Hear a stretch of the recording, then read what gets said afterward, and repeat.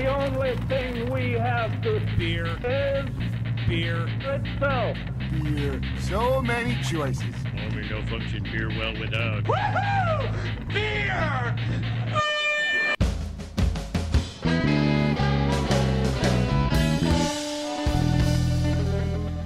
Hello and welcome to another episode of Beer Busters, where we're going to bring you the news and reviews of some wonderful brews. My name is Dan Baker, joined by my co-host and brewologist, Steph Hefner, and the household from entertainer, Wayne Baker. And today, I'm very excited for this one. For our Valentine's episode, we have an awesome fourth Beer Buster, Mr. Greg Orth. Greg, thank you so much for coming out today. And now the reason that this is Valentine's themed is, once we get to the tasting segment, Greg was kind enough to bring a couple really good beers with him, but chocolate too. Yes. Which we're very excited to pair. And we'll get to get some details on that in a little bit, but to get this show on the road a little bit.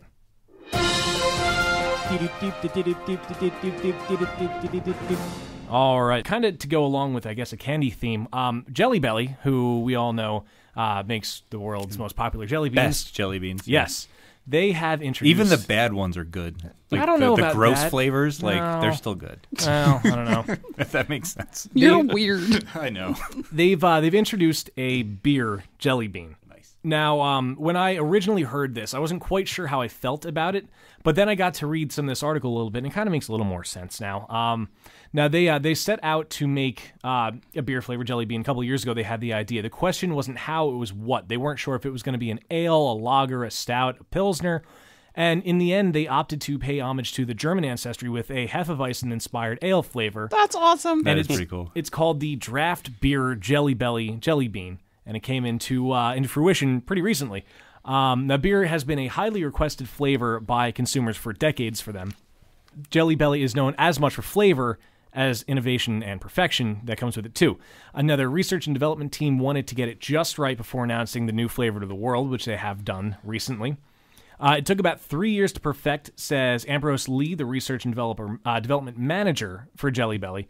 The recipe includes top secret ingredients, they say, but I can tell you it contains no alcohol. Yeah. Which is good. I mean, if normally you get jelly beans for kids, are you going to get a kid a beer-flavored jelly bean? I mean, is there like an age restriction to it then? Yeah. Well, I mean, things like rum cake and that, it's That's true. a negligible amount, but... You know what? I had beer-flavored gummies when I was in Germany, because Ooh. Germans are all about Oh, the yeah. gummy bears, and they were actually beer mug-shaped gummies.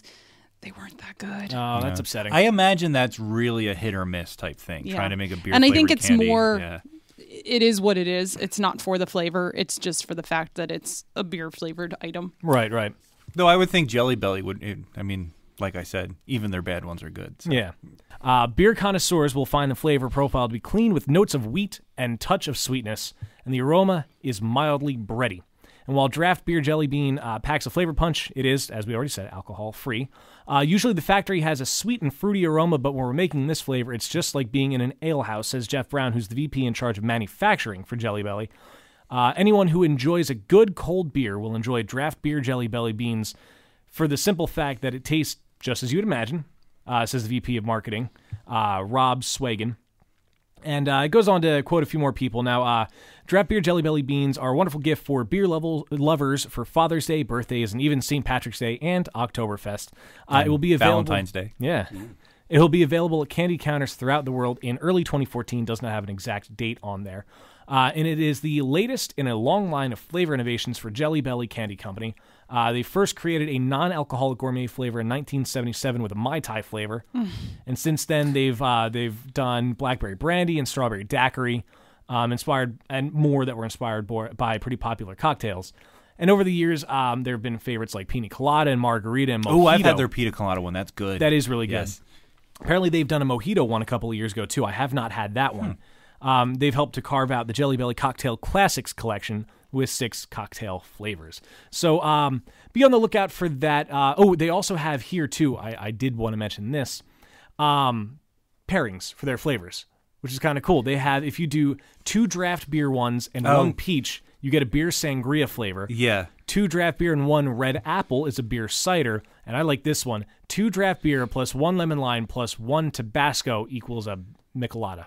So now that we have covered our news, let's get to know Greg a little bit. Let's do that. Yes. So, Greg, again, thank you for coming out and bringing Absolutely. all these treats with. I'm Yes, pretty for excited. bringing not only beer but also chocolate. Yes. And he's laying it out in front of us here. Yeah, it's just sitting over there Teasing taunting us. us. Now I know you wrote up a little bio for us, which I'm glad that you did. Opening the bag, Wafting. trying to Wafting waft the Wafting. smell towards us. We're gonna add smell-o-vision to our Yes. podcast. Now I see that you graduated from Bloomsburg University, right? I did. All right, cool. What was your major? I was a finance major. Aha. I actually went there to be an art major. They have an art program? They have a very good art program. Wow, I did not know Yeah, that. so actually when I was in high school, I went to visit and I met with the dean of the arts program to go be an art major. Then I realized you don't make any money doing that, so I went into business. Fair enough. Yeah. Yeah, there's a lot of things that business could replace for that.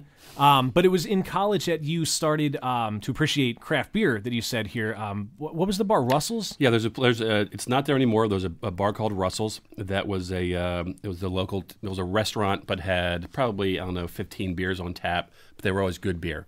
Then they had an extensive bottle collection and bottle cellar that he had all kinds of stuff. And about once a semester, he would have a beer tasting. So he had a room upstairs. He'd get it might be Belgian ales, it might be German beers, it might be whatever. There'd be about a 10 to 11 beer tasting. They'd have some food, and then they'd always have one keg of one of those beers. And for $25, you got to taste all those beers and then hang out until the keg was gone. Oh, that's cool. Nice. That's great. Yes. Wow. And then after college, you got a job working for Hershey's. Right. Let me So see. I interned at Hershey when I was in college, and ended up getting a job with Hershey. I grew up in Elizabethtown, so it's right by Hershey, and ended up spending about 14 years there, and that's where I really got my appreciation for chocolate and all things yummy. And you were homebrewing at this time as well. Yeah, when I got out of college, we homebrewed. A friend of mine that went to Bloomsburg with me, he lived in Lancaster, and we would homebrew every weekend, and got appreciation for brewing the beer as well, which is a different perspective, and so not only drinking it, but also brewing it.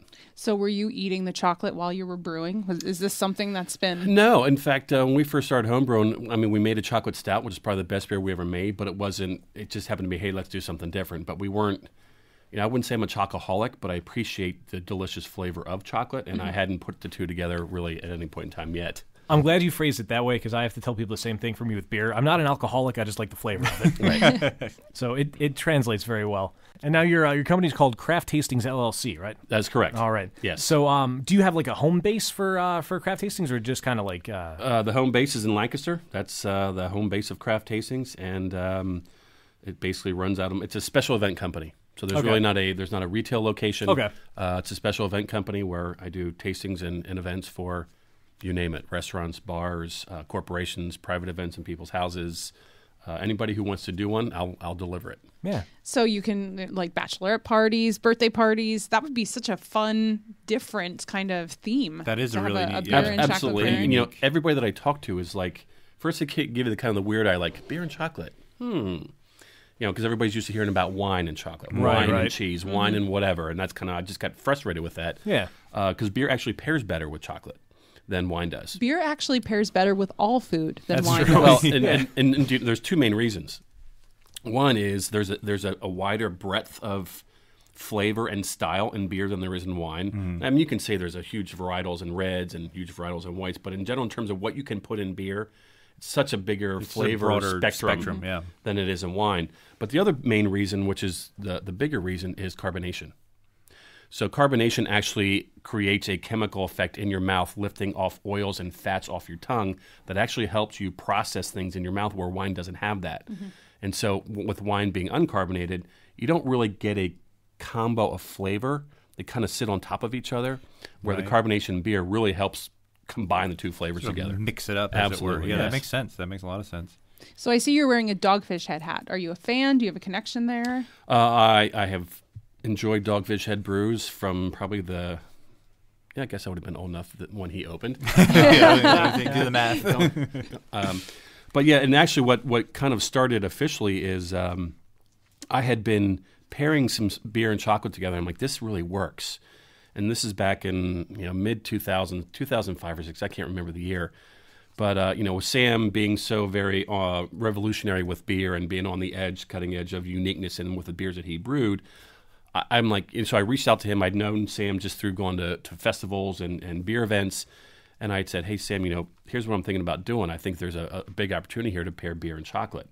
I've got the chocolate, having worked at Hershey at the time, and you've got all the unique beers. So what do you think about getting together and making this happen? He's like, all right, I'm in. Come on down. I mean, it was as simple as that. Awesome. So my brother and I went down there, and we paired 24 of his beers in one afternoon/evening with, and at the time we only used Hershey chocolate because that's where I was working. And it was an intoxicatingly awesome afternoon/evening. I mean, pairing 24 beers and being Dogfish Head beers, which are a little on the heavier side. But that really is what started it all, was Sam down Dogfish Head. Wow. So what, I have to ask, what would you pair with the 120? That's a good question because so there are some general rules when you pair beer and chocolate. Like flavors work well together. Okay, but then you also have to balance power. So, for example, if you're going to have a light IPA or a light wheat beer, you can't pair that with a very bitter, rich dark chocolate. Right. Because all you're going to taste is the chocolate, and vice versa. If you have an imperial stout, you can't pair that with a milk chocolate because then all you're going to taste is the beer. You're going to taste the imperial stout. So what you have to do in the case of something as extreme as like the 120, you've got to balance that extreme flavor of the 120 with something else that's equally powerful. It's either as equally powerful or something that can cut through the heavy alcohol and the heavy hop flavor and the heavy malt flavor in the 120. So I haven't paired it because it's not that easily and readily available. I have a bottle upstairs. There you go. On air challenge. We could. I've got the briefcase of chocolate right over here. So you're going to need something that's going to be able to balance that heaviness and that alcohol heat from the 120. So something's going to probably be on the slightly bitter side, dark chocolate side, maybe something with some pungent flavor like will be used. I don't know if we have one today, but like a chocolate with chili peppers in it. Ooh, yum. That often pairs very well with some beers. I should run the 120 through my Randall with like habaneros or something. That would be amazing. Can I get a sip of it first? Because I don't think I've ever tried 120. Well, No, you never have. It's very good. We can break open and the bottle. 120's in the kind of that barley wine-ish, that just on the edge of different styles, but you need something that can stand up to that heat and to that powerful So flavor. when you're doing pairings, do you start with the beer and find a chocolate, or do you start with the chocolate and find a beer, good or question. is it just sort of That is a fantastic question. It depends it depends what event I'm doing. right? So, for example, I did an event in Elizabethtown at a place called Black Gryphon, and he wanted to do all saisons. So we did an all saison pairing. So we figured out the beers that he wanted to use. So we said, here's the beers, and then I figured out what chocolates to put with it. Okay. So typically you start with a beer, and then you find the chocolate to go with it. Right. That's in probably 90% of the time that's what you're going to do. Unless you are, for example, Wolfgang chocolate out of York. Mm-hmm. Let's say that somebody hires me to do a Wolfgang tasting. And so they'd say, I want you to use my chocolate. So then I've got to go the reverse way and say, okay, here's the flavor profiles of the chocolate. What are some beers that might work? And then do it reverse way. But typically you start with the beer and figure out what chocolate goes with it. So if you're going to end up going somewhere like Iron Hill or like Dogfish Head, do you taste the beers first? Like, did you get to know all of those 24 beers on tap at Dogfish and then bring the chocolate in? Or did you just kind of know some of them already and then see like, oh, there's, a barley wine, there's an ale, here's what would pair really well in my mind. Like, do you sample it first? Yeah, there are certain rules. What should work, but every beer is so different. But typically, the general tasting process is you drink the beer, get a taste of the beer by itself. Okay, here's the beer. Here's what it tastes like. Okay, great. Here's the flavor profiles. And then you whatever chocolate you're going to try and pair it with, whether it's the official pairing or whether you're experimenting, you take a bite of the chocolate and you basically let the whole thing melt in your mouth and coat your entire mouth with chocolate. And before you swallow it all and before you clean your mouth out with the chocolate, then you swig the beer back on top of it. And that's where the flavors are supposed to blend together. Okay. Right. So now if you're going to go out and do an event like, say, at Dogfish, did you get a chance yourself to sample the beers first to see like, oh, this ale has hints of that, which is why this chocolate goes with that? Absolutely. Okay. I never go into an event. Everything's prepared. Okay, I was going to say Prepared. I get it. As in paired beforehand. Yes. Done. Yeah, winging it, especially if this is your business, winging it would not be the way to do it. Well, you can. And when you go through one of the events, it really is eye-opening, the flavors that come out of this stuff. Because one of my mottos is 1 + 1 = 3. So the taste, I like that. The taste of the beer plus the taste of the chocolate should give you flavors that aren't there. That you wouldn't find in right. either one individually. that's so right. cool. And so with one of the tastings we'll do tonight, some say they don't like the beer that much, but that's okay because even if the beer may not be the greatest, when you pair it with the chocolate, it becomes a whole new experience. Right. And that's the goal anyway. So if I'm doing an event, I need to make sure that the pairings that you're going to experience give you that 1 + 1 = 3, that you get an absolute mouthgasm with the experience. Right. Mouthgasm. I like that term. I love that. Yeah. Cool. Well, again, we want to thank you for coming out. Absolutely. I'm very excited to do this. It's certainly unique, and I know I've never done anything like this before, so I'm very, very excited. Awesome. Now, to kind of keep things moving along, because I know that Chocolate's over there taunting us all, and the beer, of course, Wayne always prepares something we call Happy Fun Times game. And from what I understand, we have something new tonight, right, Wayne? Uh-oh. We do. Cue the music, maestro. Thank you very much. In the spirit of our Valentine theme this episode, while our Beer Buster besties and their special someones out there in the podcastiverse might get a little adventurous with whips and handcuffs, this game is all about brewers getting adventurous with the other loves of their lives, the beers they brew. From beard yeast to bull testicles, beersmiths have gone to great lengths to push the envelope with their recipes, concocting brews with some exotic and some outright odd ingredients. Today we celebrate that adventurous spirit with a brand new game that is called There's Weird in My Beer. I love that name, by the way. I do too. That's great. Now, this I'm going to have a list of beers that each contain a particularly unique ingredient. I will give you the name and a brief description of the beer, and you'll have to guess what that ingredient is. Now, it is multiple choice because I am not completely heartless. Thank you. Yes, so Anymore. you won't be flying blind. So, any guesses who's going to go first? Dan! Hey, Dan to my left. And happy fun time games. It's all because I had tradition. to say something, isn't it? Absolutely, All right. absolutely. Would you have ever switched it otherwise? No. No, the thought never would have really occurred to me, actually. And now it never will. Well, now it will, but I will ignore it vehemently. Of course. So anyway, this first beer, this is called Mamma Mia Pizza Beer. This is a 4.6% ABV herbed spice beer and is dubbed the world's first culinary beer. It was specifically designed to pair with pizza, containing many of the same flavors you would expect from that dish. What odd aspect of that recipe ensures that this has that Italo-American flavor? Is it A, tomato? Is it B, garlic? Is it C, oregano and basil? Or is it D, all of the above, as in a whole freaking pizza? Just because I want it to be true. All of the above. All of the above, a whole freaking pizza. Okay, Greg, what do you think? I've had that beer before. Okay. It is, to keep it nice, it is very unique. Okay, I've never had it. Their goal of getting it to taste like pizza, they have succeeded in that. Okay, whether or not that's a good thing is left to your judgment. I've had it, but I'm going to say I believe it would be D, all of the above. Okay, D, all of the Yeah, above. I also believe it's You D. believe that as well, and that is true. It contains an entire GD pizza. It is by the Pizza Beer Company in Illinois, who's at MammaMiaPizzaBeer.com. A margarita pizza is actually put into the mash and steeped like a tea bag. A whole wheat crust made with water, flour, and yeast is topped with tomato, oregano, basil, and garlic. The essence of the pizza spices is washed off with hot water and filtered into a brew pot where it is boiled for quite a long time. During the process, they add hops and spices in a cheesecloth type bag and filter the cool liquid through a fermentation vessel. So everyone got that one correct. Whole freaking pizza in Mamma Mia Pizza Beer. The next beer, and we're going to start with Greg on this one. This is Humboldt Brown.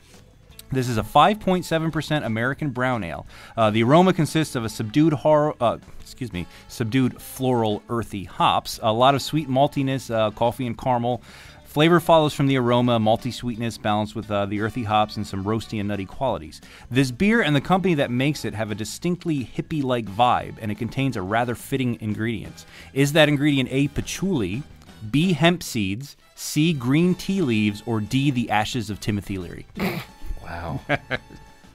I'm going to go with the hemp seeds. You're going to go with B, hemp seeds. Okay, Steph, what do Can you you think? give me the options again? It's either A, patchouli, B, hemp seeds, C, green tea leaves, or D, the ashes of Timothy Leary. I know I've had this before. And what's in it? All right, I'll say hemp seeds also. You'll also say hemp seeds. Letter B. Dan, what do you think? Well, it's not allowed to be patchouli, so I'm going to go with C, the green tea leaves. You're going to go with the green tea leaves. Unfortunately, you are incorrect. Incorrect. You are incorrectly Incorrect incorrect. as well. Greg and Steph are right. It is, in fact, hemp seeds. Humboldt Brewing Company is in Paso Robles, California. They're at HumboldtBrewing.com. From their website, it says, our fine brown ale is brewed with toasted hemp seeds that add a unique herb-accented flavor. But they didn't stop there. The American hops create a perfect balance to the darker malts in this brew. As a side note, when I visited their website to research this game, their most recent tweet was, "Squirrel facts. When frightened, they dart back and forth to confuse predators. Bonus fact, does not work with cars." Because apparently when I was on their website, it was Squirrel Appreciation Day. Right. Who knew? Who knew? Okay, we're moving along. That's nutty. All right, Steph's up to bat first on this one, and this beer is called Spirulina Wit. Spirulina Wit is a 4.2% rye wit beer, or a weird green beer, as their website says. The beer is, in fact, green, but the color is natural and not a cheap St. Paddy's Day dye job, like Budweiser.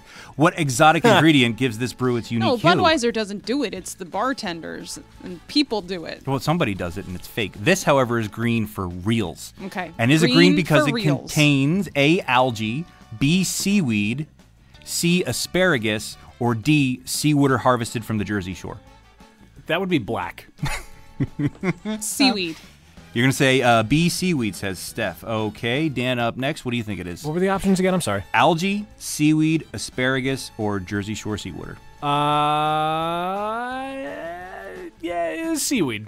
You say seaweed? Okay, you're also going to say B. Greg, what do you think? Let's buck the trend and go with A, algae. A, algae. I was thinking about that. Good strategy because, Greg, you are correct. It Thank you. contains blue-green algae. It's by Freetail Brewing Company in San Antonio, Texas. You can find them at freetailbrewing.com. It's made with a blue-green algae that is called spirulina, which is where the name comes from.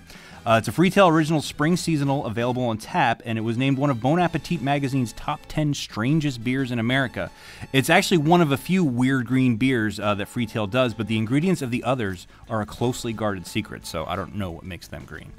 They won't tell you. Moving along, and we are at Dan up to bat first, I guess, on this one, and this beer is called Gift of the Magi. This is a Christmas seasonal beer to guard. It's 9.5%. The aroma is spicy hops with moderate malt sweetness and a nutty honey-like character. In taste, it starts off with malt sweetness that fades into a firm but subtle hop presence. The lager yeast and cold maturation ensure a crisp, smooth finish. There is a seasonally appropriate gift that this beer brings. What is it? Is it A, pine resin, B, eggnog, C, gingerbread, or D, frankincense and myrrh? A. You're going to say A, pine resin. Greg, what do you think it is? I will also do A, pine resin. Pine resin as well. Steph, what do you think? A. Everyone agrees and everyone is wrong. The answer is, in fact, D, frankincense and myrrh, which was, in fact, gold, frankincense, and myrrh was the gift of the Magi. The Magi are the three kings. Okay. Yeah, it was in the name. It's by Lost Abbey in San Marcos, California. I need to pay more attention when I'm drinking these beers. in Lost Abbey, California. I thought you were going to get this one. I've had that beer. I know you haven't. too. I thought you were going to get that one. It is bittered with the bark of frankincense and just a touch of myrrh. It's gold in color, but unfortunately contains no actual gold. Frankincense, which is also called a libinum, is an aromatic resin obtained from the trees of the genus Boswellia. The English word is derived from Old French frankincense, which is a high-quality incense, and it's used in incense and perfumes. Myrrh is also an aromatic resin and is derived from a number of small, thorny tree species.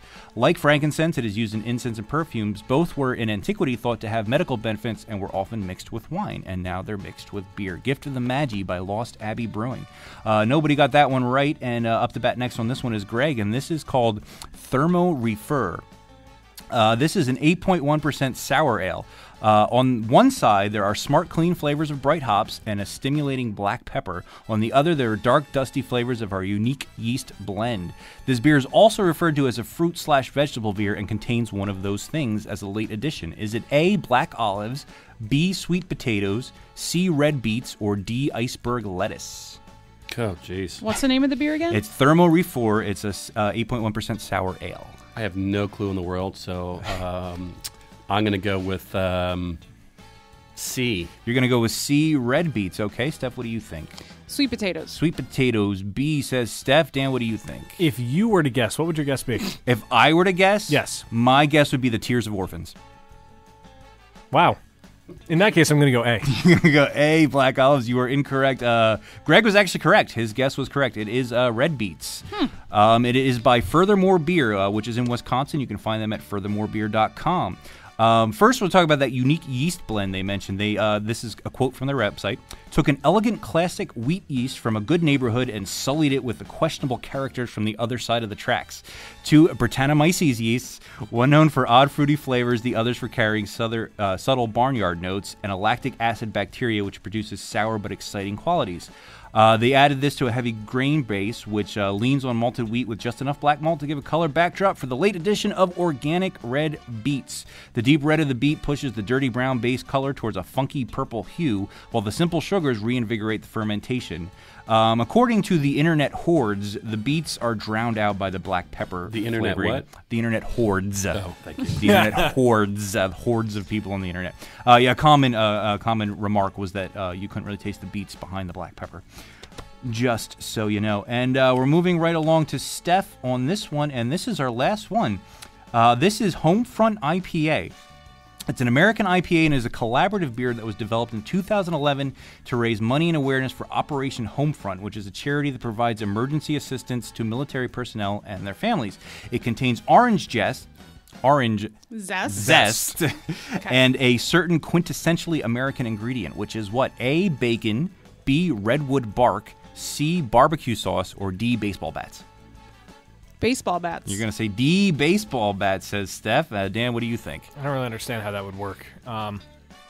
I would like it to be bacon, but I fear that it's not because I haven't heard of it, which I'm going to be angry if it is. Okay. So I'm going to go with barbecue sauce. You're going to go C, barbecue sauce. Barbecue sauce. Okay, Greg, what do you Thank think? you. I also would like it to be bacon, and I'm just going to try and will it to be bacon, so that's what my answer is So you're going going to to say A. Well, you and Dan are unfortunately incorrect, but Steph is absolutely right. It How? is, in fact, baseball How? bats. Do you let the wood chips soak in?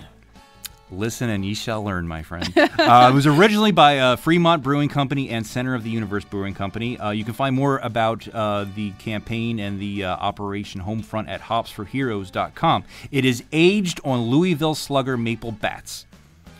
Okay. So when the conditioning, they age it. They just put bats in there. And I imagine that I don't really know, but bats usually have like a plasticky, resiny coating.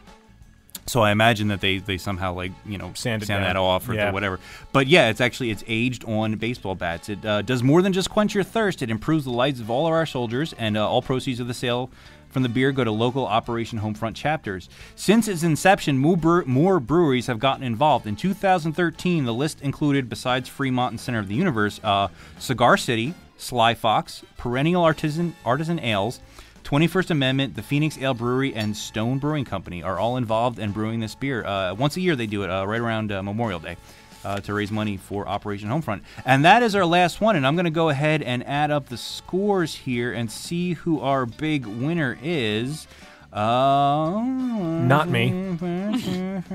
Well, if I added correctly, and it looks like Steph was also keeping score along with me, and our numbers seem to agree. So our big winner is our guest today, Greg, with 4 whole points. Coming up right behind him with 3 is Steph, and at the very, very bottom with 1 single solitary point is Dan. So that was a brand new and exciting Happy Fun Time game. Fun. I liked it. And just a side note, Beer Advocate, every issue they have a column of beers made with unusual ingredients. Right. So that's one of my favorite future editions. articles. I might look at that for. Yeah, I have some inspiration. back issues, and I'm not going to remember, so that's you true. can use them. One of the things, and I mentioned this to Steph earlier when we were talking about the game, was one of the difficult things was finding beers that have a weird ingredient that don't use that ingredient in the name or referencing it somehow. Yeah. The closest was Gift of the Magi because the gold, frankincense, and myrrh. Which we got wrong. No, so. yeah. So, but yeah. So that was what made research difficult. But yeah, it was really interesting. And Rocky Mountain oysters, by the way, which I referenced in the intro. Yeah. Bull's testicles. There is a Rocky Mountain oyster stout that actually contains. I'd drink it. I don't know. Why? not me. No. Wow. Oh, Wow. I would. Sure, why not? I wouldn't just to try it. I don't think I would. What chocolate would you pair that with? I'll have to get back to you on that one. Okay. Maybe I don't. It's something rank. Just rank. I don't know. Bud Light. Yeah. Well, That's not a chocolate. What? No. Well, Bud Light. Oh, never mind. You said rank, and I thought Bud Light because it's a rank. Never Let's mind. move along. Shut up. In its 35 years of existence, the American Homebrewers Association has helped many people begin and continue their quest to make the perfect beer at home. As a long-standing member of the AHA, Colin Presby has gone above and beyond in his local community to grow the appreciation for craft beer and homebrewing. Having founded the Berks County Homebrew Club in 2010, he has successfully led the club through 4 years of growth. Colin also teaches homebrewing at Goggleworks Center for the Arts in Reading, Pennsylvania. Looking to the future, Colin is running for a position with the governing committee of the AHA to bring a much-needed perspective from the East Coast in a Western-dominated governing body. If you support increased communication between local clubs and organizations, Colin Presby is your man. A vote for Colin Presby is a vote for the betterment of homebrewers across the country. I'm Colin Presby, and I approve this message. Your beers. No, your beers. Steph, what do we have? So this episode will be talking about food and beer pairings, fitting since Greg is our guest today. For this installment of Know Your Beers, I went to the expert on food and beer pairings, Garrett Oliver, and his book, The Brewmaster's Table. Now, many people are familiar with wine pairings with meals, but believe it or not, unlike wine, as we mentioned earlier, beer pairs better with every type of cuisine. Beer can turn any decent meal into an interesting and memorable flavor experience. Think about Mexican, Chinese, Japanese, Thai, Middle Eastern, Indian, and Cajun cuisine. The spices found in these foods can distort wine flavors, while beer refresh the palate. Wine has no caramelized or roasted flavors to match in many dishes as well. Beer is so versatile that it can pair easily with any ingredient. Sometimes just knowing the style of beer will help you find the perfect food pairing. For example, a spicy Belgian farmhouse ale could pair well with chilies, cumin, ginger, and curries. Rich imperial stouts, which are full of coffee and chocolate flavors, pair well with chocolate desserts. The sharp bitterness and hot flavor of an IPA pairs well with Mexican dishes. And the high carbonation aromatics of banana and clove make a German Hefeweizen the perfect brunch beer. In fact, they call it breakfast beer in Germany anyway. So when pairing food and beer, the most important thing is balance. Therefore, the sensory impact or intensity of both the beer and food need to be considered. If the flavor of the food is delicate and subtle, the beer should complement, not overwhelm it.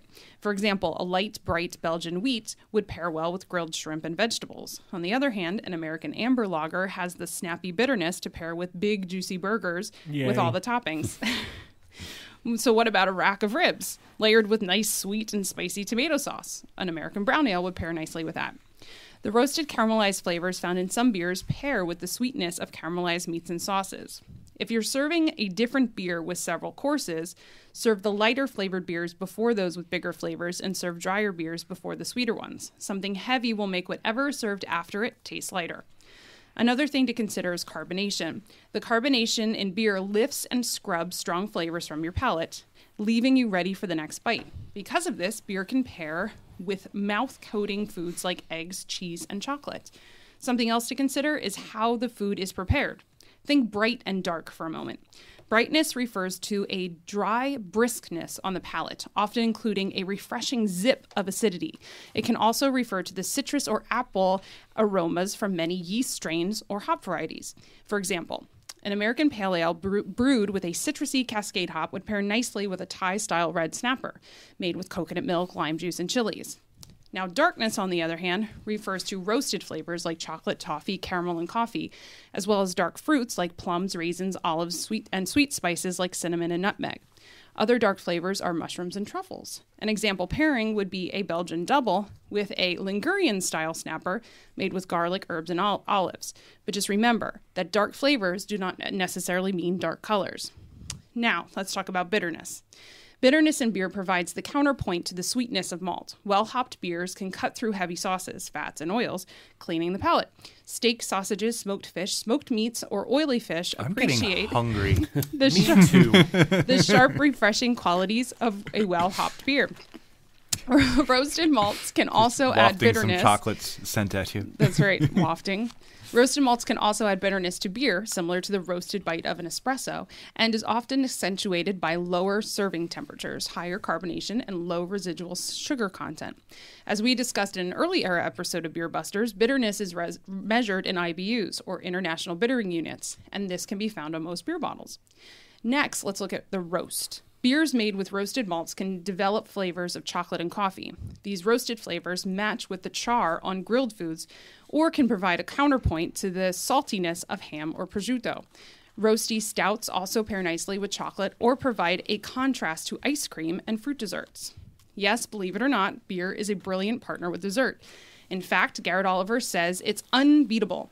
The right beer can match the flavor of the dessert, making it a far more profound taste experience than wine. like Greg said, 1 + 1 = 3. Try a Belgian Creek fermented with sour cherries with a rich vanilla ice cream or even cheesecake. So if you're interested in learning more about pairing food and beer, be sure to pick up a copy of Garrett Oliver's The Brewmaster's Table. But for now, let's enjoy some chocolate and beer pairings. You can also go to crafttastings.com. Absolutely. Beer me! Beer me! Beer me! Beer me! All right, so the moment we have all been waiting for. Finally. Yes. So in what order are we going to drink and eat? We are going to start with the Ommegang Wit. Yeah, and as Steph just read, it is with the beer and chocolate pairings as well. You do want to go from lighter to darker with the pairing so that you kind of graduate your palate up from lighter to heavier.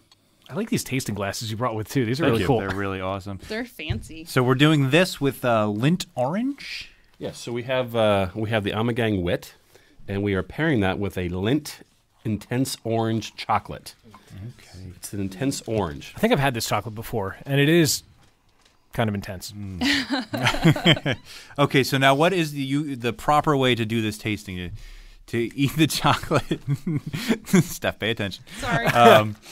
So we want to take a bite of the chocolate. Right, so first you want to take a sip of the beer. Okay. So you know what the beer tastes like by I itself. like that. Okay. So let's do that. All right, let's take a sip of the All beer. right. Took a sip of the beer, so you know what the beer tastes like by itself. That'd be the 1. And then we'll do the other +1, and hopefully we get 3. Okay. So and it does not take much chocolate whatsoever, so do not put that whole thing in your mouth. Just take a small bite. So tempting. Let it chew it up, let it melt and coat your entire inside of your mouth with the chocolate. Before it's about ready to go and leave your mouth from a flavor standpoint, throw the beer back on top of that so you get the combination of flavors, and then we'll discuss. Oh, okay. I'm really excited to try this. You really get the orange and the chocolate. Now, do we want to do a big swig of beer? Just enough to go back. Mouthful. I guess you're allowed to talk with your mouth full, right? Yeah, anyway. Kind of have to. Manners are out the window. Oh, my God. Wow. What just happened? You had a that's mouthgasm. Yes, I think I did. I did.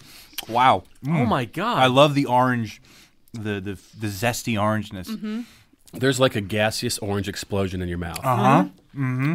Oh, that's so good. I'm going to take another bite. You know, the other thing too is when you take the swig back on top of the chocolate, swish it around your mouth a little bit to kind of get the remnants of the chocolate out of your mouth. That'll just help you get the flavor as well. It's like a beer mosa. Yeah. It's so good. Wow. Sorry, I don't think we're going to be doing a lot of talking. On this segment. It's a good thing I can edit. Yeah. I just want to keep drinking and chewing. And, Holy crap. Wow. and this I is like- only the first one. Yeah, I like to start with this pairing because it's a lighter beer. So if you have any naysayers in the group, if I'm doing an event, because I've done events where there are beer haters in the room, and I actually I challenge that. I love it. I love when there are people that don't like beer that come to these events because I'm going to say 85% of the time I will turn them and make them enjoy the event because of what happens here. So I like starting with this pairing because it's a lighter beer. It's a wheat beer. You know, it's an easy one for a non-beer drinker to drink and not be too turned off by it, as opposed to start with a Russian Imperial Stout. Right. And this one really gives you that flavor pop in your mouth, and that's the goal. This really exemplifies what that 1 + 1 = 3 means. I just want a huge glass of this beer and a huge bar of that candy. It's so good. That's all I can say. I can come up with no other adjectives because I'm like speechless. Wayne, you're the creative one. It's delicious. It actually... And sometimes you get, because this chocolate is a milk chocolate, it sort of says dark. It's a 47%, so it's kind of in that mid-range between a milk and a dark. With some of that creaminess, you get almost like an orange creamsicle taste. I was just going to say that. Yeah, yeah. I was thinking Orange Julius for a second. Yeah, same. Yeah. So you get that orange creamsicle kind of taste, which is the really combine that nice spicy wheat ale for the Ommegang, and then the blast of the orange with the chocolate. When I just took a little nibble of the chocolate with the beer, it was like mimosa to me. But when I took the big, I like That's what I shoved just the finished rest with of the the last bit chocolate. of the chocolate. It was more creamsicle. When you and do more- that, Yeah, when you you really get get more that of out. it, yeah. Well, and I tell people as well, it could take you 4 or 5 samples to get some of the flavors. Because you may say, oh, I got creamsicle. It may take you the 4th time to you actually like, oh, I just got it. Right. Like right. it can change depending on how much beer you have in your mouth, how much chocolate you have left in your mouth, and it really can make a difference. So that's why I always encourage people, I need you to drink more and eat more. Okay. Yeah, don't tell me twice. But Twist my arm. Don't just do it once. Right, right. That was amazing. That was definitely a good introduction. I mean, I'm glad you enjoyed it. Yeah, that was definitely the 1 + 1 = 3. I mean, the beer and the chocolate by themselves are delicious, but yeah, when you put it together like that, it is a totally different. New glass. Oh, Do you want a new glass, or do you want to use the other one? I'm good with whatever. I have to say, Greg brought along these awesome craft tasting glasses, and our listeners can see a picture of them on our website. They are adorable. Are these the glasses I assume you take with when you do the events? Yeah, I typically have done events at restaurants and bars, and they always have their own glassware. But when I started doing some private events, I'm like, oh, we need to have some sort of glassware. I'm not going to put it in plastic. So, all right, so we're moving on to the next one. Is this the one that I'm hoping it is? This is the bacon bar, isn't it? This is. Oh, yes. Awesome. So what we have with this second pairing is a Boxcar Mango Ginger IPA. Boxcar's a local beer in Westchester. So this is their Mango Ginger IPA. Not uber strong in either the mango or the ginger, but there's some subtle hints that you can taste in there. Now, is there actually mango in this beer, or is it just from the hops? No, I believe they do put mango in their beer. When It's I smell a nice aroma. I kind of get like bubble gum out of it. Actually, the beer itself, the taste of it just suddenly took me to the seashore. Okay. For a second. I could see that. Wow. It's different than I was expecting. It's very good. It's very good, but not what I was expecting. I like it. Now let's make it something Right, different. and so with this Boxcar Mango Ginger IPA, which I get a lot more ginger in that than anything else. Yeah. We're pairing this with a bar called Vosges, Vosges, and this is a chocolate company based out of Chicago.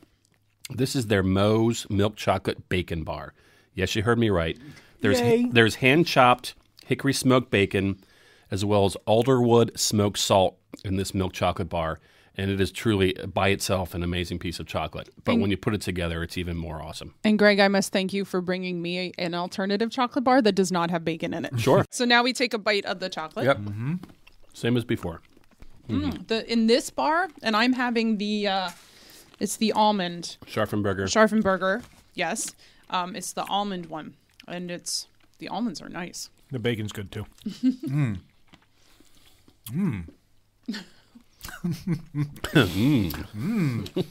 That was really interesting. The chocolate by itself with the bacon is very good. And I'm not a huge worshiper at the Church of Bacon like Dan is. Are we related after all? I like bacon. I'm just not obsessed with it. But the chocolate and bacon together is very good. But of course, the addition of the beer just changes it again. The smokiness really kind of complements it. Mm-hmm. What do you get out of the almond stuff? It's good. The almonds are a nice touch. So that bar that you have also has some salt in it, which is why I use that as an alternate pairing for you, because we have the same thing. We have a milk chocolate, salt-based chocolate. Mm-hmm. Yours just happens to have almonds. Ours has bacon. It breaks the sweetness of the beer, too. It's nice. Yeah, I was going to say, I don't get as much of the mango or ginger after putting the smokiness and the salt in there. Yeah. And I think the saltiness and the hops go together really well. Mm-hmm. It does. Mm-hmm. It's like having a salty pretzel on your ice cream. You get that sweet, salty combo. Yeah, exactly. Mm-hmm. I brought that up to somebody the one day. There were pretzels and there were ice cream next to each other. So I was like, oh, just dip them in there. And they looked at me like I had two heads. It's delicious. It's amazing. Oh, absolutely. Is that just a regional thing? I don't know. I think it's just they're not as smart as you. When I was a kid and we would go to Wendy's, I would get a Frosty and an order of fries. Yeah. And that's what I would eat. Oh, and yeah, I would that's so dip good. the fries in the Frosty. That salty sweetness. Yep. And you are getting that here. And I'm gonna take this last big piece and see how this goes. I really love this pairing. It's just so interesting, the flavors you get, and it's so... Well, I think that smoked salt really gives it a unique dynamic that you wouldn't necessarily associate when you're drinking a beer, is have something salty in there, which is why this, it's a lighter beer, it's a lighter chocolate, it's a milk chocolate, but that smoked salt just gives it a nice little smoky, salty twist in there. It's really good. And it is like you said, like the pretzels and ice cream or the fries and the Frosty. And you also get like that sort of... I don't even know how to describe it. Sort of like it's more of like a feel, like the satisfying, like when you eat milk and cookies, and you just get that really satisfying combination. Well, they say that's the fifth sense from a bittersweet, salty, sour. But then there's a fifth sense called umami. Right. Yeah. That's that satiating, right. satisfying kind of flavor, and that's a great way to describe what you just had. Is that umami with this pairing? Right. And it's But then it's also it has that, and it has that savory character, but then you still have the sweetness of the milk chocolate in there, and it's complex and it is delicious. So is it meeting expectations so far? Absolutely. It's exceeding expectations. Awesome. I'm going to start buying chocolate every time I buy beer and just try and see what works. I mean, it's just phenomenal. Well, and I'm telling you, like sometimes the beer may not be the greatest, or somebody may not, they're like, I don't really like the beer that much, but then when you pair it with a chocolate, the overall flavor profile is like, okay, that works. I think it would work the other way around, though, too. If someone loves beer and they're like, I'm just going to drink my beer, I don't want the chocolate. Well, just try this. It might turn them on and be like, oh, I really like this. You know, Steph, you bring up a good point. What's awesome about these pairings and these events is even if you hate beer, I encourage you, I'm like, go ahead, say you hate beer. I will get you to like this. I'm not going to say you'll be a beer drinker when you're done, but you will like the pairings. But even if you're a beer drinker, you may be like, oh, I've already had these beers before. You know, these aren't that, you know. But when you pair these beers that you've had before with the chocolate, it even gives the beer lovers a whole different experience because it's just not something you've had before. So it can really appeal to just about anybody, which is the fun part about it. That's a perfect point. I've had all 5 of these beers before, but I feel like I'm having them in a different way. For a second time. Right. You're right. Have it again for the first time. There you go. You can always express what I'm trying to say. But that is really what I'm finding most fascinating here is just that you take a sip of the beer, take a bite of the chocolate, and they each have their own, individual, and then you put them together, and it is just a transformation. So the next one that we have here is the Goose Island Sophie, right? Yes, we have the Goose Island Sophie, which is a personal favorite beer of mine by itself. I think this is just a great depiction of a Saison/farmhouse ale. Just a really good, dry, citrusy, spicy beer. Wayne sniffed it for the first time. I've been excited just to try this beer, let alone with the chocolate, because I've never had this before. It's the tartness of this beer that just the takes aroma it to a is whole great. level. This is one of my, again, I think this is one of the best representations of a Saison that I've ever had. I think it's really good. It smells wonderful. So let's take a moment just to... Yeah. Oh, that's really good. Really good. If I may, it's smooth. It's tart. I love the tartness and the slight spice and the... Oh, it's delicious. It is. That really is a great beer. I can't wait to see what the chocolate does to it. So we're going in almost a little bit of a similar direction as the last one, identically different, actually. So we're pairing this with a chocolate bar called BT McElrath. This chocolate is based out of Minnesota. I actually found this at Stouffer's at Kissel Hill randomly one day. I'm like, I've never heard of this. I've never seen it. I better buy it. So I bought it, and this bar is just phenomenal. So it is called their Prairie Dog Chocolate Bar. It is a milk chocolate bar that has butter toffee, toasted almonds, and sea salt. So we're going down the similar path in terms of there's some saltiness in this as similar to the last pairing, but where we differ is we got sweetness of butter toffee and then the almonds that are in this, which allow the spice of the beer to really blend well with the earthiness of the nuts and the salt. And on its own, the chocolate's really good, too. I would just say, at first blush, if I were to taste this beer and then look at the description of this chocolate, I wouldn't think they would go together. But I defer to your expertise. So let's see. Well, you let me know. I love the salt in this chocolate. It's amazing. Oh, my God. Wayne, take a sip right now. You're going to love what it does. Come to those who wait. Sorry. It's worth it. Oh, wow. I can't even describe what just happened to me. You have to wait just at the end when the chocolate is almost gone. And this may sound silly, but you really have to, from the beginning to the end, pay very close attention to what you taste. Is there some flavors that you get that literally are there for like a quarter of a second? So if you're not paying attention, you'll miss it. Because some people will say, "Oh, I get this flavor." I'm like, "What? I've never gotten that." For a flash. But it's in and out. And this again, it's a while there's still salt in this one, it's a very different experience than the last one. The toffee adds, to me, the best part. Yep. I don't think the toffee would do what it does without the salt, though. I really don't. Right. Here, I'm passing around the second bottle because I drank my first glass too fast. What's that? I wish I had a video camera on Wayne right now. Yeah. He has the O face going on. It's so good. Like, I can't even describe a lot of it. It's just so amazing. Like the way that the sourness and the tartness just combines with the chocolate and the toffee and that little bit of salt, and just you wouldn't expect looking at those flavors. It's not going to mix, right? But it's just it works. It's a mouth-gasmic experience. It does. It works. And it means a lot if this is one of your favorite beers. I'm sure you worked hard to find a chocolate that really paired well. Yes. With this beer. And it was, again, it was funny. I randomly found it at Stouffer's at Kissel Hill. Now I don't sell it there anymore. I found it probably the one time it was on the shelf, and now I have to get it online. But it works. It works really well. And by itself, that chocolate is also just stupendous. Yeah. The way it mixes with the toffee, which I just got a little more of that time, it's just because to me it actually turns into a bit of a the toffee and the almond turns into more of a caramel flavor that I get than I wouldn't say, oh, that's all toffee. I get more of a caramel, like a salted caramel basically is what I'm getting in there. And I think it pulls out some more citrus flavors from the beer too. It does. Yeah. It's actually pretty quick. At least for me, it is the citrus or the spiciness and the citrus in the beer happens quickly, but it elevates it real quick, and then it goes away, and you get into that caramel flavor. And it cleans up real nice. Like, I can't imagine that's a chocolate bar that you could eat a lot of. I could. But every time, Challenge accepted. Well, if you keep taking a sip of Sophie after every bite, then you can eat the whole bar, no problem. Yeah, that is just a good quality chocolate by itself too. It's just Okay, so next up we have the Dogfish Head Indian Brown Ale. Right? we do. I'm very excited for this. I one of my love favorites. this beer. We do, and this is just a fabulous beer by itself, which is a mix of a Scotch ale, an IPA, and an American brown ale. So it's a hopped brown ale, basically, is what it is, with some nice sweetness inside. And we have it paired with a Scharfenberger, and Scharfenberger is based out of San Francisco. This is their Scharfenberger 70%. So this is their quintessential dark chocolate, straight up dark chocolate bar. There's no nuts in it. There's no salt in it. This is, to maybe Steph's point earlier, this is just one of those where the bean in this bar is just phenomenal.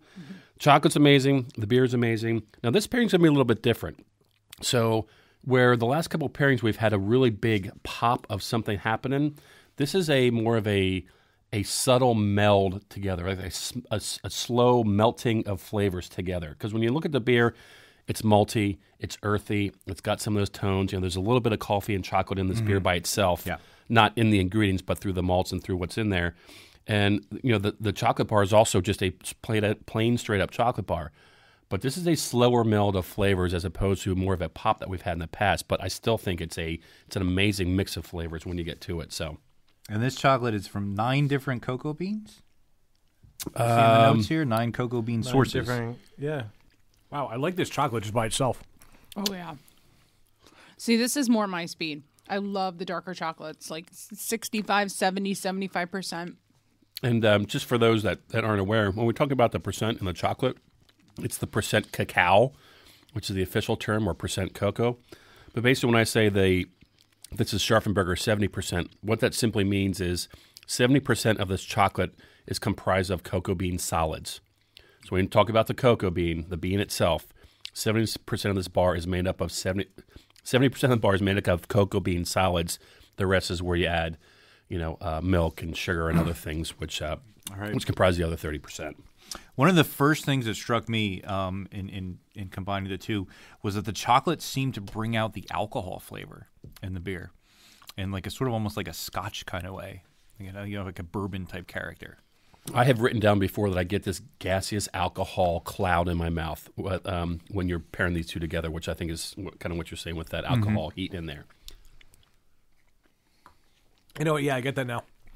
Originally, the first sip I had after taking a bite was, for me, the fruitiness in the chocolate kind of shown through with a little bit of that Scotch taste in the back. But the second sip I took was really the Scotch up front, and I didn't get the fruit afterwards. So kind of what you were saying, 1 + 1 = 3, I think I'm getting 4 out of this. There you go. Ooh. And I think again, it goes with how much of the chocolate you take in your bite, how long you chew it, how much of the beer you take. Because I got a little more sweetness and fruitiness in my second sip there.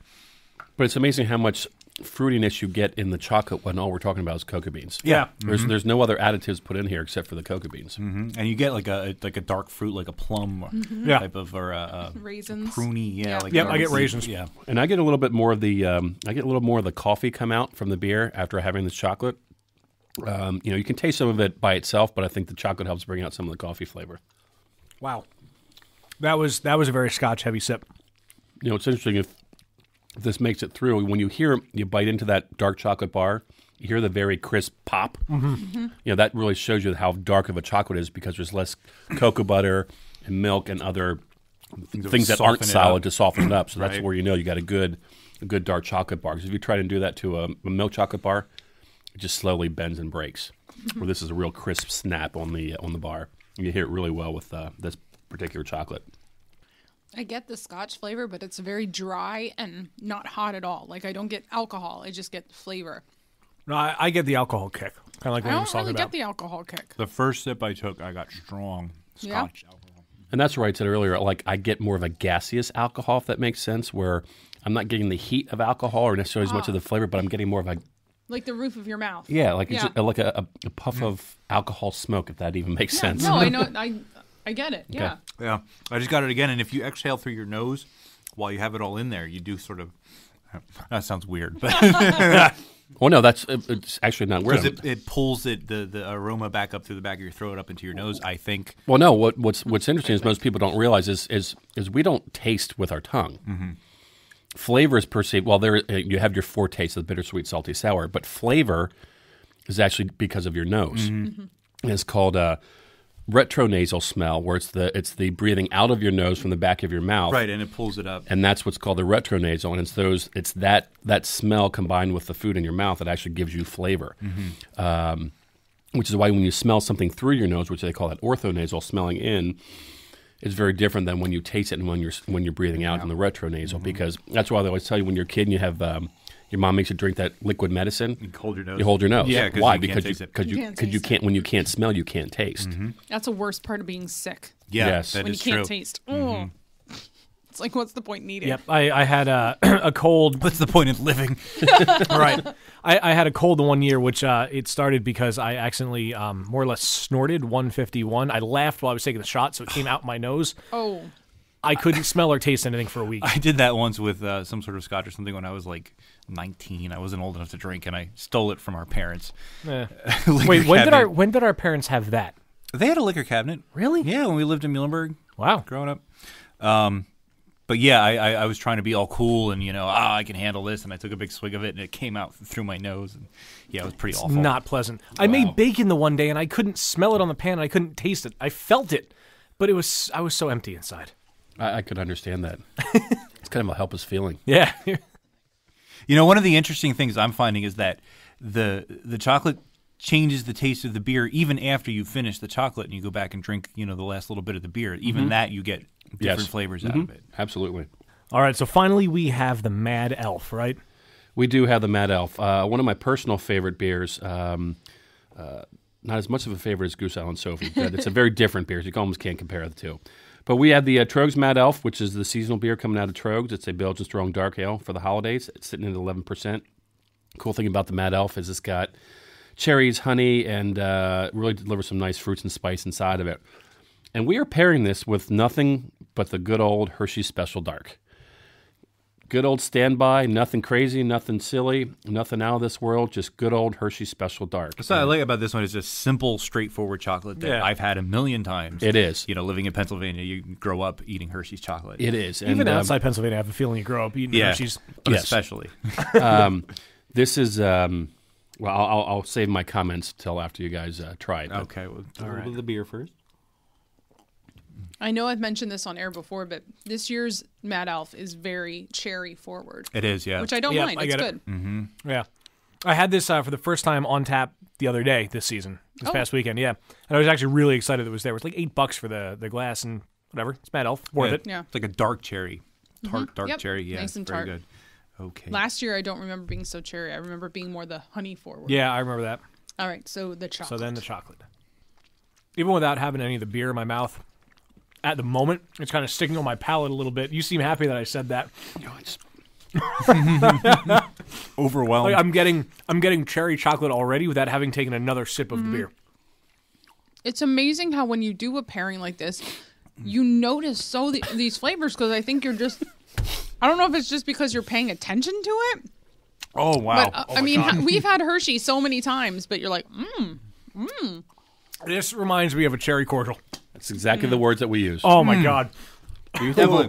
That first sip. oh my I'm sorry. God, Exactly. God. There's the mouthgasm. Oh Yeah, my God. but this one almost had like a physical property to it. Like it was almost like a physical Yes. pop rock like It explosion. like all of a sudden. covers your mouth, and then you have the next sip of the beer, and it's like, bam, there it is. And it's like, I told you so. It's like the beer is saying that to you. I like that. Wow. I'm so glad you ended with this. Oh This my is the God. best. This is the best ending. That's why I it's saved like this for dessert. last. It is. It is. We've been eating chocolate the whole way, but this is dessert. You're right. Yes.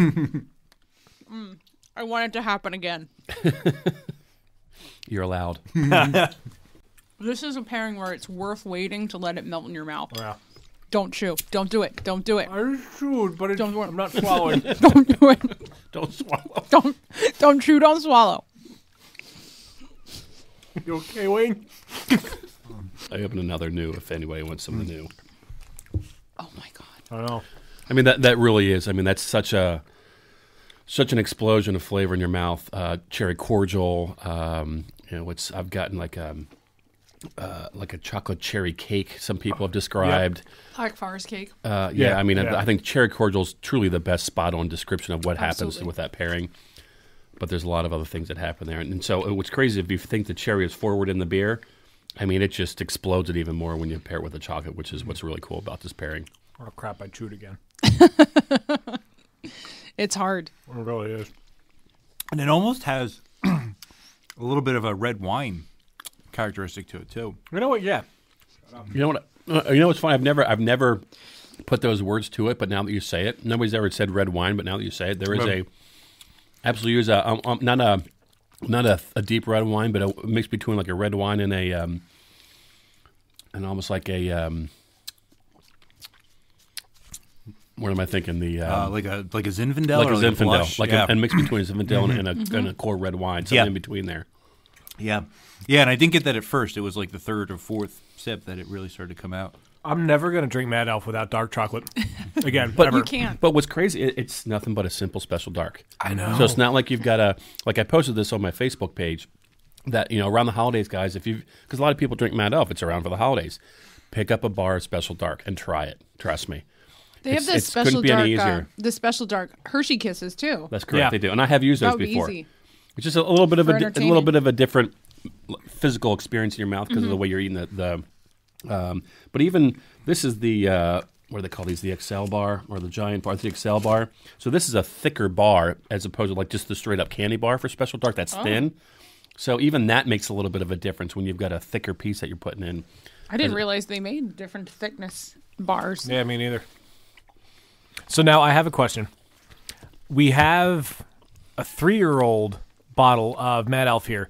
Are we supposed to save chocolate for this, or are we just comparing the Mad Elf to the older Mad Elf? Well, yes. Okay. Did that answer your question? It's entirely up to you. Sure. I've finished the chocolate already. We have more chocolate to pass around. Yes, I brought a special little treat for you. It takes discipline, but I'm doing it for you guys, really. Thanks. So I've got I brought a 3-year-old Mad Elf to compare against the current year's Mad Elf. In my opinion, Mad Elf is absolutely better with age. It just mellows out. The alcohol bite kind of goes away. Yeah, it does. The cherry forwardness goes away. It comes a little bit more honey, a little bit more malty. It looks a lot lighter when you look at it, too. It does. It's not quite as clear, depending on how old you get. Right. But the older Mad Elf, in my opinion, is just I tell people buy 2 cases a year. Drink one this year and save one for next year, and then when next year comes around, you got the same thing. Because I think I still have an original 2005 bottle from when they first made this. Man, you Oh, have wow. restraint. And Yeah, really. I can't. I drink so it. I can try the 2 beers by themselves just to get the difference between the two because they are very different. Yeah. Or I should say identically different. Same beer, just very They're different, different, right. taste. I don't get as much cherry in the older one, but Right. it smoothens out a lot. Smoothens out. Yeah. It smoothens. Smoothens out. It's betterer. Better. It's better a while. I've never had aged Mad Elf. I've always had the fresh, that year's batch. Okay, I The smell cheated. is different. I cheated and I already had it with chocolate. It And I mean this in the most positive way ever, but it reminds me of those black cherry cough drops. Like I'm not getting the cherry cordial as much. I'm getting like more of a tart, dark cherry, and I love it. Yeah, I and love it. actually, I didn't have any chocolate with it now, but just the remaining chocolate in my mouth, taking this first sip, and it is a lot mellower. I'm surprised at how much mellower the flavor is on in the aged one. I get more of almost a port flavor with the older Mandel. Yes, absolutely. See, for me, I get more of an alcohol kick out of it than anything else. I don't have the cherry taste much anymore. I don't get the cough drop flavor out of it, but I With can, the pairing, you mean? Yeah, I can feel the alcohol. Yeah. It doesn't smell like beer. It No, it smells doesn't. like No, a I haven't port smelled it. or like a spirit. Yeah. It really is. It's Oh, like, wow. A bit like Amontillado. Ah. It's a Is it in a cask? It's a different beer. It really is. Gotta try the chocolate now. I chewed again. Just don't swallow. Yeah. I did get with the aged man elf and the chocolate. I did get a little bit more of that alcohol character coming out. I'm sorry, but the aged man elf is making me not need any more chocolate. It's so good. It is good. It really is. What? This is 3 years old, so This is the 2010-11 2010. season, and this is the 13-14. It's so good. So would this encourage you to try to have the discipline to keep an older case around? I'm gonna try. Did you I'm gonna try. Stick it in the back somewhere where you don't go, and just leave it sit there. stick it like I up have in the three. ceiling? There's 3 Forget about fridges it. When upstairs they that move have out, beer they'll find in, it. and I go in all of them regularly. So Did you ever buy a bottle of Wood Stout to age? no, you know what? I intended to, and I had a buddy of mine that said he was going to get a case, and I don't know if anything ever happened of Because that. I'd really love to I'm try gonna that see after a him couple soon. of years. Yeah, have you had Woot Stout, the Stone Stone Farky Greg Wheaton. Cook, Will Wheaton, Will Wheaton. Will Wheaton, Will Wheaton. and the other guy. Fark.com. The other guy. I have not.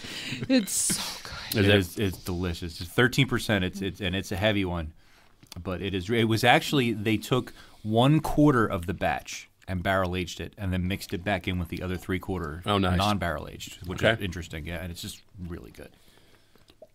I wonder what chocolate you would pair with that. With a Woot Stout. Yeah. The Dark, one heavy I stout. didn't bring tonight is I do the Victory Storm King Stout. That's an awesome beer. There's 2 chocolates that I like to use. One's a Lindt chili pepper, and one is a brand called Dagoba, which is an organic chocolate company based out of Oregon. And they have a bar called Dagoba Zacalotl, which is I think it's some Egyptian term for chili pepper. So that's another chili pepper bar. In fact, I got one in here. You guys just want to try the chocolate by itself, but that holds up well because, like I said earlier, you've got to match something strength for strength on some of those stouts.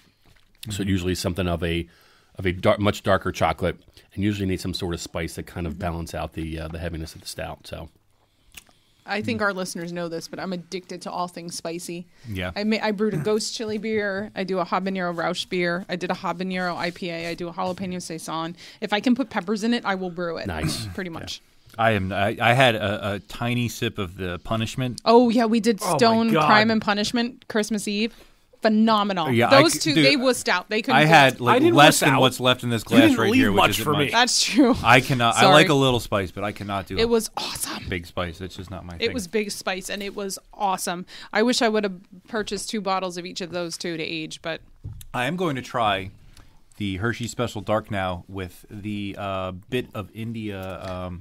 this is why you you. saved your yeah, beers. You Indian wanted brown to I have play. left. I do. You cheeky bastard. I did say encourage you to experiment. And I just thought this might be good. So So, Greg, Yes. I sent my designated driver / wonderful husband / beer busters photographer I like how upstairs. designated driver came first. It was in our Before wedding husband. vows. And I had him pick one of my bottles of Dogfish Head 120. One so, of your bottles? challenge accepted. Challenge accepted. All right. Oh, okay. I'm going to crack open the bottle of Dogfish 120, and Greg is going to get his stainless steel briefcase of chocolate, The briefcase of beer, which some think there's either money or a bomb inside. but it's full of chocolate. I challenge accepted, and so the 120 was given to me to try to pair something with. So I have the briefcase O chocolate out, and again, you've got to pair something with this strong of a flavor, this heavy of a beer. You can't pair it with a milk chocolate. You'll just never taste the chocolate. So, what I think works is if earlier we had the Vosges milk chocolate bacon bar. Well, Vosges also makes a bar called the Red Fire bar. It is a lighter dark chocolate. It's 55%, but it's still a dark chocolate. and it has Mexican ancho and chipotle chilies. Oh my God. Some Ceylon cinnamon, and I think that spice really helps with the pininess and the heavy maltiness of this beer, and I think it actually works together. But that's only one mouth testing it, so let's see what you guys think. All right, beer first. Yeah, I've never had this, so this is exciting. It smells pretty intense. It is so good. Piney. Although the Very pininess, thick and as syrupy. it's warming up, the pininess is kind of subduing a bit. Yeah, I will admit, while the briefcase of chocolate was open, I was already my sipping God. this. And it's already mellowed just from sitting on the table for a couple minutes. Yeah, it really Oh my changes God. quickly, and you like it? Yes. Yes. You are no longer a 120 virgin. There's the bitterness that's there from being the IPA. There's the barley wine aspect that you were talking Yes, about earlier. absolutely. Oh my God. You better check this one in This on is- Untapped. Dude, it's going out on all my social media. This is the crust styler. Yeah, and this Man. this beer, I think, I mean, all their 60, 90, 120, but this is like the essence of Dogfish Head. Like this is, Yeah. like they make a lot of really good beers with a lot of really exotic ingredients and a lot of great flavors, but to just sort of straight up say this is what they do. This is how good their beers are. It's the continual hopping. I mean, Yeah. they were the ones that really started it and commercialized it, and Would we say that this is the golden standard for Dogfish? I don't think you can. I don't think you Not can standard say, necessarily, but like or like a flagship. yeah. it's one of the more sought after. I think. It is. Right. I mean, have you had 120? Do you think it's the availability that Well, and I does think that? the other thing is the heaviness and the high alcohol content. If for a flagship beer, you want something that's maybe not necessarily Yeah, I mean, sessionable, but something that's not it's quite 60, so. 60, 90, 120. I think Right. the three of them Any together. one of those. It's like it the three depends on wise the men. mood and when you're drinking it, Yeah. where you're drinking it. Well, yeah. what is the what's the ABV on this? 12? So sessionable, right? By your standards, yes, Dan. By it's your sessionable. standards, yes. One beer in one session, sure. Yeah. Dan's sessionable Somebody goes up to like gets it. 20%. Oh, Oh, Okay, yes, we so have this chocolate. we have spicy chocolate. Do I have a piece? Yay. Is this that chocolate here? Oh, Yes. okay, It's a cool. little piece. So curious to see your thoughts and see if challenge accepted was challenge one. I love how we put you on the spot. Ooh, this chocolate is so good. I took a small bite so I can get the spice out of it. You and it's don't- there. you Well, don't get the spice you right away. You get the flavor of the spice, but I didn't get it till I swallowed that small piece. But it's not kicking me spicy. That It's Ceylon so that good. Ceylon cinnamon in here really makes this chocolate a nice spice. You're giving away my chili secret. When I make a good spicy chili, I add a square of chocolate, usually a Cho chocolate square Okay. like you have in your case, and a couple dashes of cinnamon. And that's like my secret to my chili recipe, and it's amazing. I love it. It does. Here we go. Works really well. I think it brings out citrus, even a little lemon. I'm still on the chocolate. Sorry, Wow. it's so good. I think it I'm works letting really my well. chocolate melt. I'm not chewing. I'm not chewing you up. We should do a whole episode of Beer Busters with chocolate in our mouth. I think that would get old pretty quick. Probably. You know- for our listeners. I didn't get that the first time, but there was a nice citrus burst, and then followed by the spice. Oh yeah. And then once it's gone, there's this. There's a flavor. There's I an can't- aftertaste of something. Yeah. I haven't tried it yet It's with the not. chocolate. It's I'm not excited. chili. It's not cinnamon. But there's this. It's not a. It's not a bad thing. It's just It's a weird thing. I can't put a word to it. Once you have the beer, and I still have a little bit of chocolate in my mouth, it really brightens the pepper flavor and the cinnamon. Like Oh, yes. it accentuates the cinnamon and the pepper. Yes, it does. You forget you There have is- chocolate in your But it's mouth. weird. With that spice, it pulls the citrus out of the beer quickly. It doesn't last very long, and then it really accentuates that pepperiness and the cinnamon. But there is an aftertaste that's really hard to define. I'm gonna try to get that. I'm not getting it yet. Well, once you guys finally finish and swallow, maybe you'll get it. You get a hit You'll of know the, it. You'll know it when it's just kind of lingering there. I Yeah. still have it. the I do too. alcohol kind of smacks you in the face and then it's gone right away. Where if you're just drinking the beer, I mean, you know it's a heavy, strong beer. But the chocolate kind of like cleans it up quick, if that makes sense. This is going to bother me because it has this aftertaste, and it like vaguely reminds me of something, and I just can't describe it. It's, Damn it! There it is. yeah, I got it. Oh, It just like I almost want to say plastic, which is I weird was thinking the same thing because it's not like bad. It's not like ew. I Like, No. didn't want to say it because I was afraid you'd all It's- make fun of me. it's I was going to almost- say a spicy cardboard. Yeah. yeah. Or almost a little herbal. Yes, I would get herbal on that a Yeah. little bit. Like a very cilantro herbal. yeah, like a like very a really grassy, pungent herbal. I think Grassy. like a grassy herbal. Yeah. Okay, you're getting closer, I think. Yeah. To No. putting words to it. But yeah, it's something. There's something there. Yeah. Challenge conquered. Yeah. You that win. was- Absolutely. All right. It went So- from exciting, delicious, and then intriguing. So for the listening audience, that was the Dogfish Head 120 that we decided, and I think unanimously proved, that it was the Vosges, Vosges, the Red Fire Bar. 50% cacao, and it's got chipotle chilies and cinnamon in their dark chocolate. Very, very good. Very unique pairing. So if you get your hands on some of the 120, I'd check that out. It's pretty neat. And if you're afraid of spices, if you don't like anything spicy, this chocolate it's spicy, but it's not, like I said earlier, it's not kicking you in the mouth. Yeah, it's not it's overbearing. not burned spicy. Like it's Yeah. you get the spices of the chili, but not to the point where it hurts. Right. Yeah. So it's like putting pepper on your eggs. Yeah, it's just there. Yeah. It's more of the flavor that you associate with the Right. spicy pepper rather than the actual That's a heat good- that's a good and point. burn of it. Yeah. And if you can help us put a word to that wonderful aftertaste, Yeah, please. if you're tasting along with us, which I know many of you do, please we went let us from, know. we went from plastic to cilantro. We're getting grass and then closer and closer. So if you can just close that gap for us, That'd be great. yeah. It's delicious. Mm-hmm. Maybe cilantro with a squeeze of orange. If it's between Or a squeeze of plastic. Squeeze of plastic. yeah, I The was going to plastic say makes it sound so negative. It does, but it's not. It's not a bad thing. No, That's it's a like good just- taste. Well, that's like Kept saying, popping into my mind. sweaty socks or a horse barn when you're talking about, Yeah, bread. yeah, It's Yeah, just, good wet sour. it doesn't dog. sound right. It's what it is, and Yeah. it's an okay thing. I'm going to venture a guess and say that it's AstroTurf. There you go. AstroTurf. That's actually not bad. I will actually write that down. AstroTurf. Yeah. Ever wonder what That worries AstroTurf me. tastes like? Okay, so my first experience with 120 was amazing. That is very good. It's bright. I have to follow. That's how I'm going to describe the aftertaste. I'm sorry. I don't- It's bright. I don't think I can ever have this again unless I have the chili chocolate with. Oh no, you can have it. Oh, yes, you can. Oh yeah, you Well, can. for our local listeners, that chocolate cafe place on Penn Avenue, right next to I've heard of Chen, that place. they sell this brand of chocolate. Vosges. Somebody do told me they? to get the bacon bar there before. Yes, they I've never have been. this chocolate there. the so. hot chocolate cafe. Yep.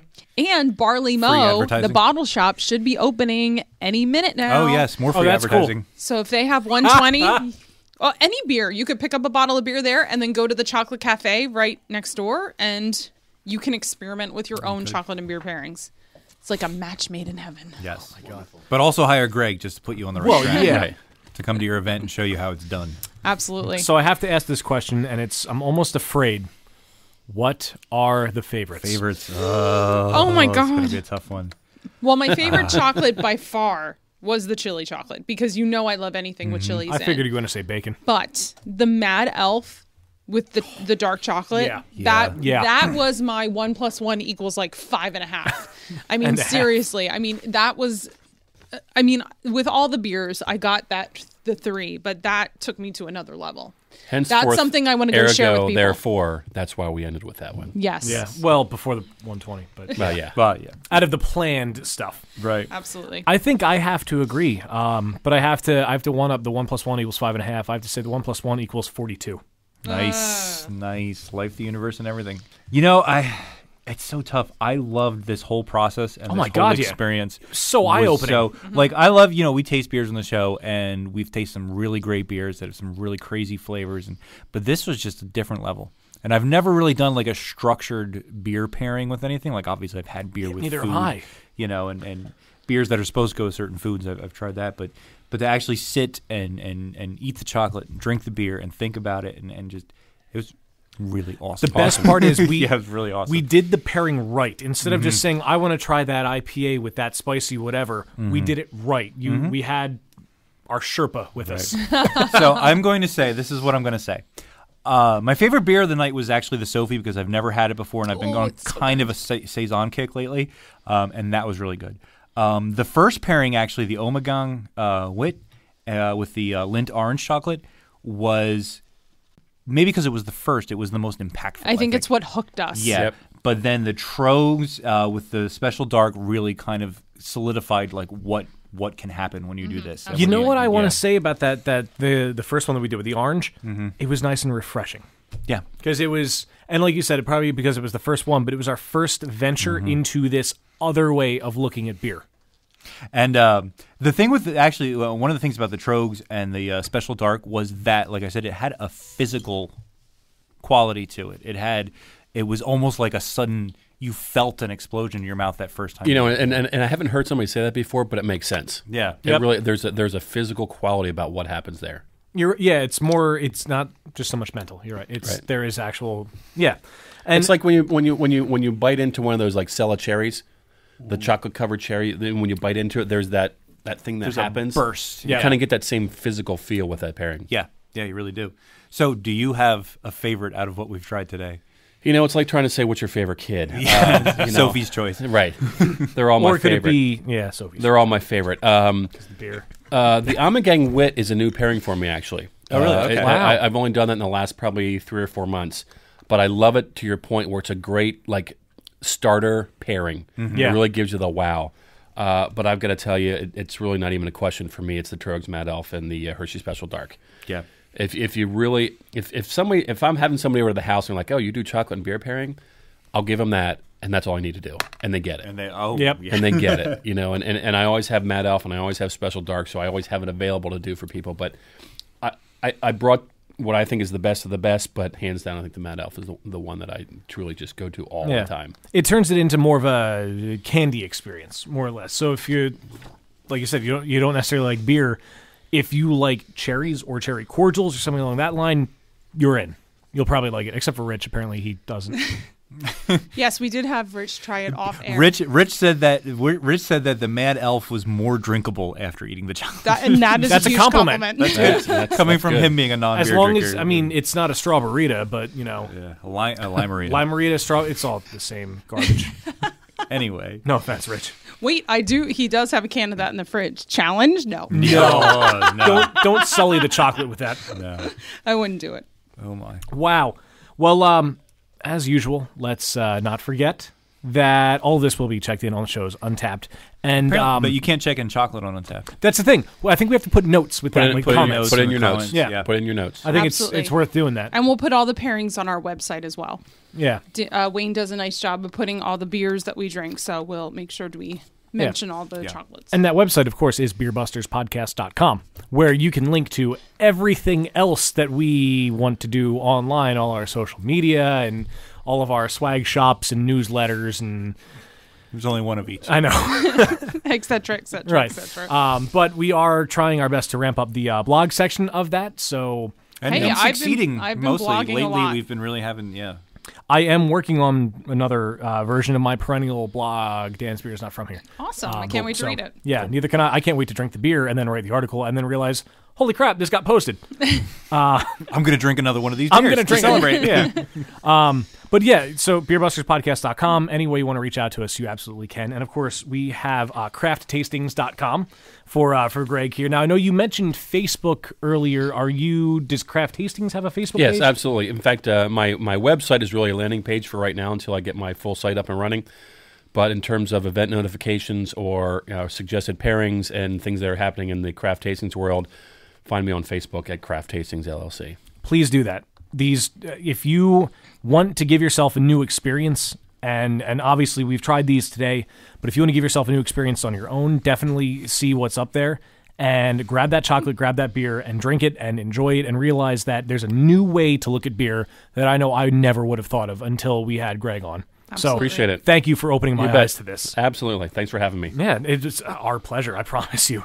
But that, unfortunately, my friends, does bring us to the end of another episode of Beer Busters Podcast.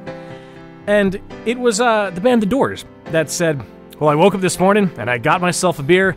The future's uncertain. The end is always near. Scott Weiland covers that song sometimes. I love it. I'm sorry to hear that. But we would like to thank you for joining us for this eye-opening rendition of Beer Busters Podcast. Greg, thank you for coming out today. Glad you enjoyed it. Happy Valentine's Day to all of our listeners. Yes. Happy Valentine's Day to my lovely wife, Jackie. Aww. As always, my friends, I am your host, Dan Baker, joined by my co-host and barologist. Steph Hefner. I And- love you, Rich. And our fermentainer. Wayne Baker, I'm single, ladies. And of course, Mr. Greg Orth. We I'm ran not out of single. music, but this is awesome. Aloha Oi. Aloha oi indeed.